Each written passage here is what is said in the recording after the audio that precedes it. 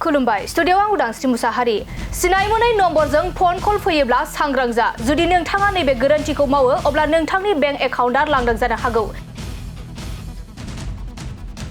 जुदि नाम्बारनि गिबियाव 216167 थायो बेफोरबादि नाम्बारनि फन कलखौ दिखांनायनिफ्राय जानगाराव था नङाब्ला नोंथांनि बेंक एकाउन्टआ लांदां जानो हागौ अनलाइन बिथिंनिफ्राय मेसेज एबा बायदि लिंकफोर फैनो हागौ बेफोरबादि लिंकफोराव माब्लाबाबो क्लिक खालामनो नाङा नङाब्ला नोंथांनि बेंक एकाउन्टआ लांदां जानो हागौ बिनि थाखाय 216167 नम्बरखौ गोसोआव लाखि बेबादि नम्बरनि जुदि कल फैयोब्ला माब्लाबाबो दिखांनो नाङा नंगौ सिनाय मोनै नम्बरजों फन कल फैयोब्ला सांग्रां जा जायखिजाया थासारियावनो माब्लाबाबो USSD कड 216167 थानाय नम्बराव डायल खालामनो नाङा आरो बेबादि कड थानाय नम्बरजों फन कल फैयोब्ला माब्लाबाबो दिखांनो नाङा माब्लाबा अनलाइन डेलिभारि जानायनि मुङाव फन कल फैनो हागौ करियार एबा अनलाइन शपिं साइटनिफ्राय लिंक फैनो हागौ बेफोरबादि लिंकआव गोरोन्थियावबो क्लिक दा खालाम नङाब्ला दान्दिसेनि गेजेरावनो नोंथांनि बेंक एकाउन्टआ लांदां जागोन बेफोरबादि जाथायनि थाखाय आसाम पुलिसआ मोनसे हेल्पलाइन नम्बर फोसावदों जुदि बियो साइबार क्राइम अब्ला 1930 नम्बराव डायल खालाम